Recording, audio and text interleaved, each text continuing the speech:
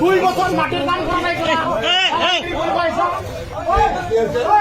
Salary না করে গেলাম কিছু অফিসে তোরা 4 লাখ টাকা লেছে গেলা 2 বছর আগে মোটা টাকা করা দালালি পুলিশ কে সালারি না করে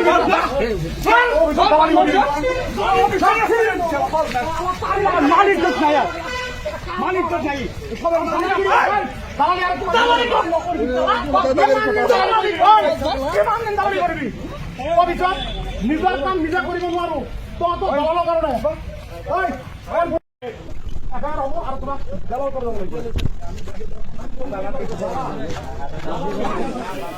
আসসালামু আলাইকুম নমস্কাৰ আজি দিনৰ আনুমানিক প্ৰায় 1 মান বজাত আমি আমাৰ নিজৰ মাটিৰ কামৰ কাৰণে সাৰ্কল অফিচত আহিছিলোঁ। এই মোৰ লগত থিয় হৈ আছে দাদা কাশেম আলী। এখেতৰ লগত আজি প্ৰায় 2 বছৰমান হ'ল কিবা টকা পইচা লেনদেন আছিল মোৰ লগত। মানুহজনক লগ নাপাওঁ, আজি হঠাৎ অফিচত লগ পালোঁ।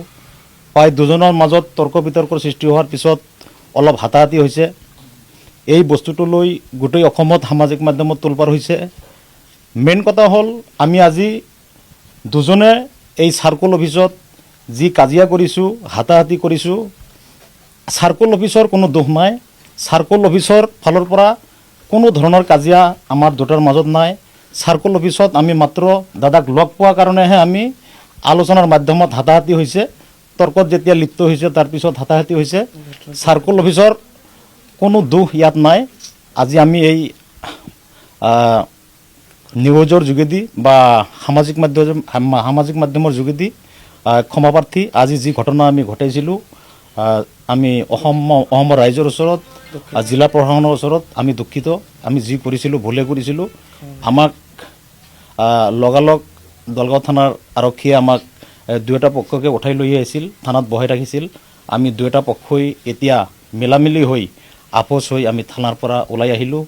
এই বিষয়টো লৈ আমি আৰু দ্বিতীয়বাৰ কোনো ধৰণৰ কাজিয়া গণ্ডগোল নকৰোঁ বুলি আমি কথা দি আপোচ হৈ থানাৰ পৰা ওলাই আহিছোঁ। এইখিনিয়ে মোৰ কথা। প্ৰায় 2 মান বজাত দলগাঁও চাৰ্কলত যিখিনি ঘটনা হ'ল আমাৰ দুই পক্ষৰ মাজত, এই বস্তুটো আমাৰ ঘৰুৱা লেনদেন আছিল। এইটো কোনো মণ্ডল অফিচ চাৰ্কল অফিচৰ কোনো কাম কাজৰ পইচা পাতিৰ আলোচনা নহয়। আমাৰ ঘৰুৱা লেনদেন আছিল। লেনদেন থকাৰ পিছত আমাৰ দাদাজন আহি মোক লগ পাইছে। লগ পাই তাৰপিছত দুয়োজনৰ মাজত হাতাহাতি আৰম্ভ হৈছে। তাৰপিছত মানুহে চব ঘূৰাইছে। এইটো আমি প্ৰশাসনক অনুৰোধ জনাওঁ, এই বস্তুটো চাৰ্কল অফিচৰ কোনো কাম কাজৰ জড়িত পইচা পাতি নহয়।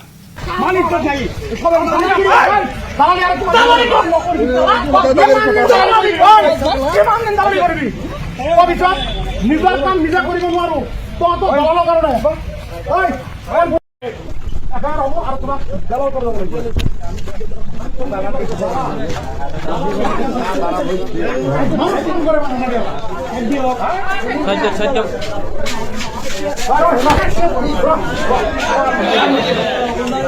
অফিচৰ ফালৰ পৰা এফআইআৰ কৰিব লাগিব।